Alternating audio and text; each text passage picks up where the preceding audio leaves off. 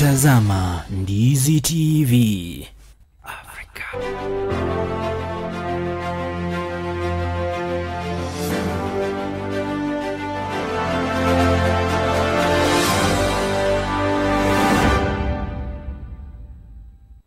Hujambo popote ulipo mpenzi mtazamaji wa runinga ya Ndizi TV Afrika, ikiwa kwamba leo hii ni siku ya Jumamosi tarehe 15 mwezi wa 11 mwaka 2025, ikiwa kwamba ni wiki ama ni siku ambayo tuko tunapata ripoti ya weekendi, kisha baadaye tuko tunapokea kipindi Sauti ya Uongozi, jinsi ambavyo nimeandaa siku ya leo. Na kumbuka kwamba tuko na mgeni studioni ambaye tuko tunajadili mambo ya wanawake katika siasa, ikiwa kwamba ndio mada kuu tutakayokuwa tunaizungumzia. Lakini kwanza tupate ripoti ya weekendi. Jina langu mie ni Jeff Nyakundi na mwelekezi wangu ni Bwana James Ondieki.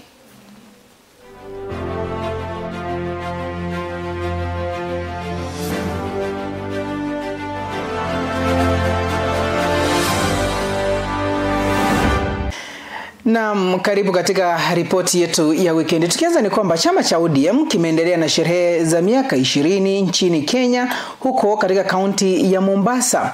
Viongozi mbalimbali wakizungumza na wanachama na kuahidi kuendeleza maadili ya hayati Raila Amolo Odinga ndani ya chama hicho cha ODM. Viongozi wakiongozwa na kinara mteule Oburu Oginga wamesisitiza kuwa wataendelea kutimiza malengo yaliyowekwa na Raila Odinga. Wanawaomba wa Kenya kuendelea kujiandikisha katika chama hicho cha ODM. Wananchi wa Mombasa, hamjambo. ODM.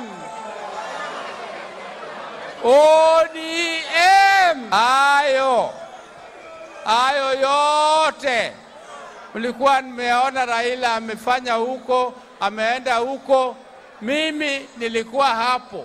Hakuna mahali mimi siko kuwako. Mimi ninajua hakuna hata siku moja Oburu Oginga amewahi kusaliti ndugu yake Raila Amolo Odinga.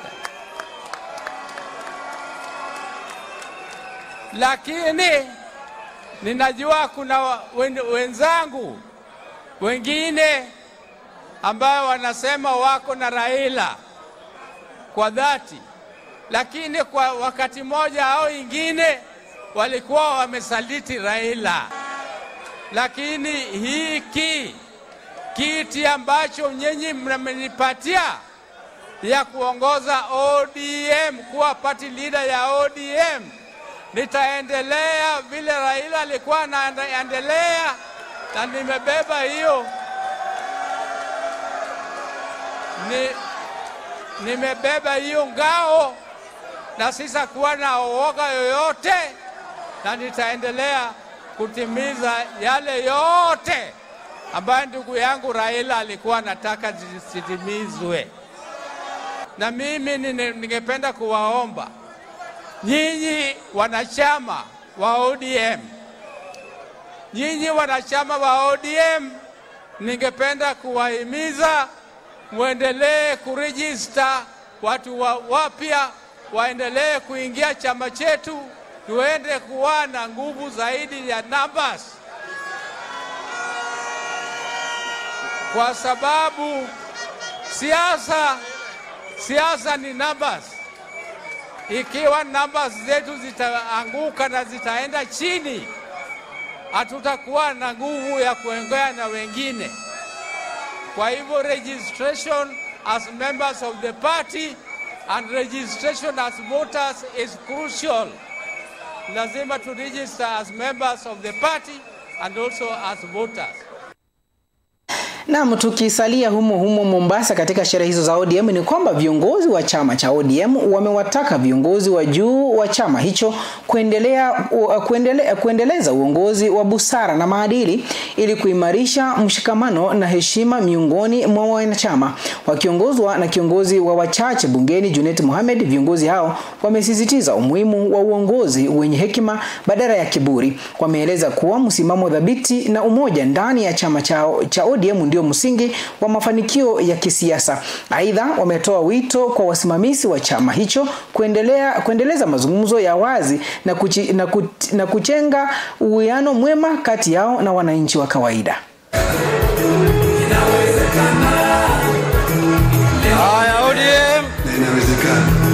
ODM. Chama ya ODM. Chama ya nini? Ni chama kikubwa sana. Na mimi naomba tukuze hii chama na ituilinde kwa heshima vile baba alikuwa amefanya. Baba alikuwa mtu ambaye alikuwa hako na hekima na busara sana. Na vile vitu Mungu amepatia baba alikuwa amepatia peke yake. Nimeona siku hizi kuna watu wengine wanataka kuwa kama baba. Ile nguvu baba alikuwa naye na hekima alikuwa naye, Mungu ndiye alimpatia. Sasa mimi naomba tukuze hii chama kwa heshima ili ibaki chama ya kitaifa. Tusije tukagawanyika kwa sababu ya kila mtu anataka chake. Mimi naomba na chama hizi ina structure. Iko na NEC, iko na Central Committee, iko na NDC, iko na kila kitu. Tuheshimu uamuzi wa viongozi na pia structures ya party. Tumeelewana? Ya mwisho, vile mimi naona ODM itakuja kukua chama kubwa hapa mbele, vile viongozi ambao wako sahihi wataikipeleka. The people of ODM have leadership and they expect leadership from those leaders. If you don't want to lead them, if ourselves we are confused, let us not bring that confusion to the ODM people. That is the position. Otherwise, kila mtu atakuwa na kipande chake cha ODM. Asanteni sana, Mungu awabariki.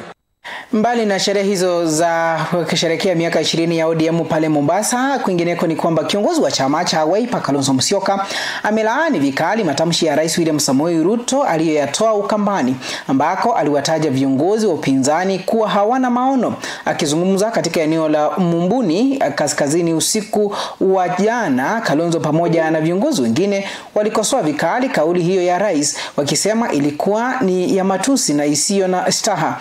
Viongozi hao sasa wanamtaka Rais William Samoei Ruto kuomba msamaha rasmi kwa jamii ya Wakamba. Mimi ukawa unasema mimi ni mjinga.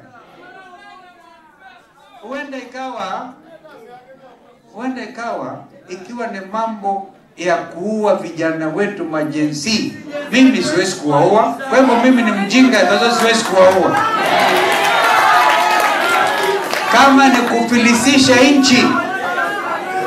kufilisisha nchi, kwa ufisadi wa hali ya juu, mimi ni mjinga kweli, siwezi kufanya hivyo. Wakati wa kudharau Wakamba umeisha. Hauwezi kuja hapa Ukambani, unakuja unatudharaulia baba yetu. Number 1, His Excellency Kalonzo Musyoka alikuwa Vice President wa Republic ya Kenya. Ni kiongozi anayeshindika Kenya na dunia yote mzima.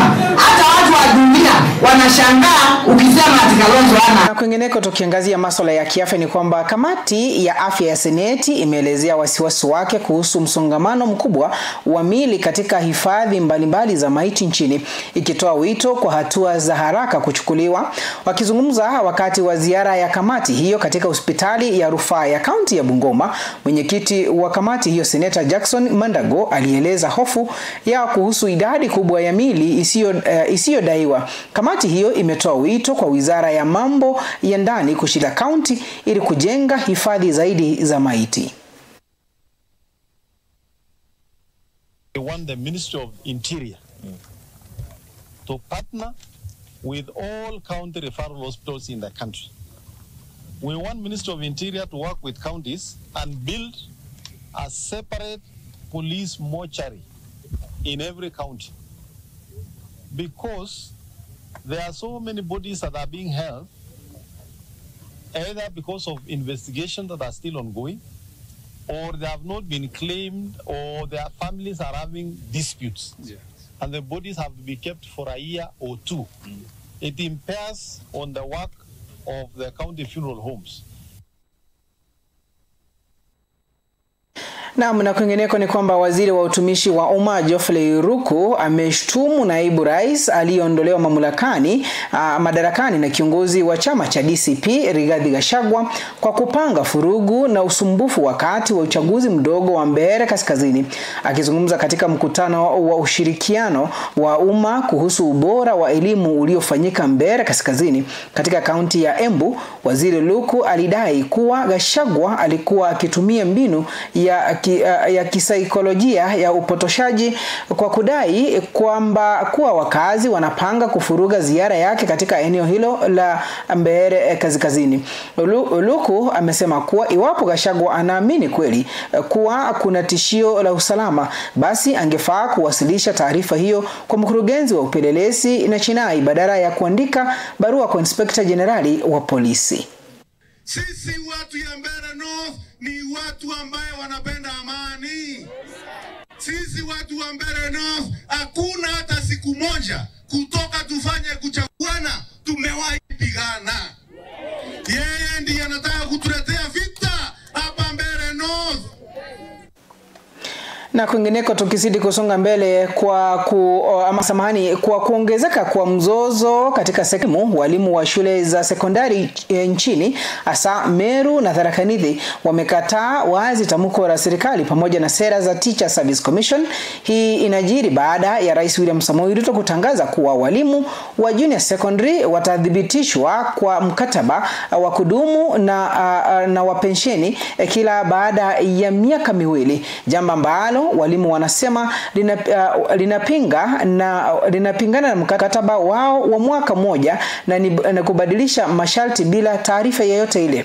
Wakishirikiana na KUPPET, walimu sasa wanadai kuthibitishwa mara moja na wakishtumu Teacher Service Commission kwa kuvunja sheria zake za kukuza na kuwapa masharti mapya ya kazi. The contract that we signed last year November indicating the following, that the internship will be a one-off non-renewable program for a duration of 12 months with effect from 6th January to December 31st, 2025. Ambia hii serikali mambo ya comprehensive schools hatutaki. Tunataka walimu wa JS wapewe autonomy, waweze kujisimamia mambo yao, sababu mambo mingi haifanyiki huko JS. Unakuta vitu kama science, mwalimu wa science akisema anunuliwe vitu vya kufanya practicals hapewi, sababu ambaye amesimamia hiyo shule anjui maana ya hiyo science. We will go to streets to support them if the government does not employ them in permanent and pensionable basis. Walimu wa interns wameteseka sana wakilipwa 70,000. Hii 70,000 haiyesimamia hata mahitaji yao. Hawa walimu wa intern wengine hata mabibi wetu wameenda nyumba. Na tukizidi kusonga mbele ni kwamba tawi la NCCK kaskazini mwa bonde la Ufa limetaka tume ya kitaifa ya udugu na uwiano NCIC pamoja na mkurugenzi wa mashtaka ya umma ODPP kuchukua hatua za kisheria dhidi ya wanasiasa wanaojihusisha na hotuba za chuki na kuhamasisha furugu kama njia ya kudhibiti tabia hii, kwani wanahatarisha kugawanya nchi kabla ya uchaguzi wa mwaka 2027. Akizungumza katika kikao kilichofanyika mjini Eldoret, viongozi wa kanisa walionyesha wasiwasi wao kuhusu uhamasishaji wa kisiasa kabla ya uchaguzi mkuu mwaka 2027, huku wakitaka wanasiasa wasihamasishe vijana kuwa mabomu ya kushambulia wapinzani. Pia waliwahimiza viongozi wenzao wa kanisa kuzingatia miongozo ya NCCK na kuwazuia wanasiasa kutumia mihadhara ya kanisa. Across the board have embarked on intensive early campaigns, even though the 2027 elections are still 2 years away. The hate speech, insults and incitement being spewed out in public rallies, in funerals, social media, and even in churches are damaging national cohesion and threatening the peace of our nation. We demand an immediate stop to these divisive campaigns and incitements. Na tukifika tamati ni kwamba kutokana na idadi ndogo ya Wakenya waliojisajili katika zoezi la usajili wa wapiga kura katika maeneo mbalimbali hapa nchini, Tume Huru ya Uchaguzi na Mipaka IEBC imehimizwa kueneza huduma hiyo hadi vijijini. Hili linalenga kutoa fursa kwa Wakenya wengi zaidi kujisajili, kupunguza changamoto za umbali na kuongeza idadi ya wapiga kura watakaoshiriki katika uchaguzi mkuu ujao wa mwaka 2027. Vile vijana wamehamasishwa kujisajili. Wito huu umetolewa na mkurugenzi mtendaji wa Ahadi Kenya, Daktari Stanley Kamau, ambaye aliungana na maafisa wa IEBC katika zoezi la usajili katika uwanja wa Gituhi.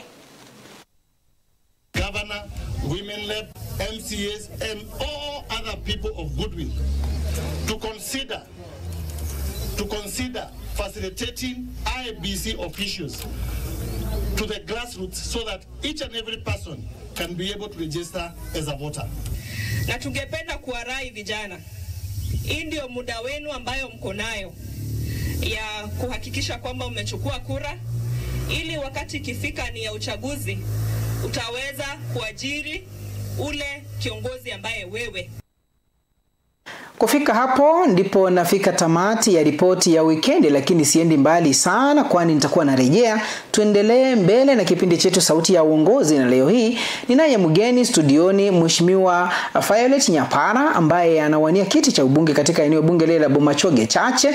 Hapa tutakuwa tunaangazia masuala ya wanawake katika siasa humu nchini. Ikiwa unalo swali la kuuliza na pia kuchangia katika mjadala wetu siku ya leo, utakuwa unatuma ujumbe wako kwa nambari yetu ya studio ya SMS 21575, na bila shaka kuzungumza nasi kupitia mtandao wetu wa WhatsApp kwa nambari 0711199890. Hapo ndipo tutakuwa tunazungumza moja kwa moja, bila kusahau mitandao yetu ya kijamii pale Facebook tutapata kama Ndizi TV Africa, na bila shaka tutakuwa live katika mtandao wetu wa YouTube Ndizi TV Africa. Usiende mbali, nitarejea hivi punde.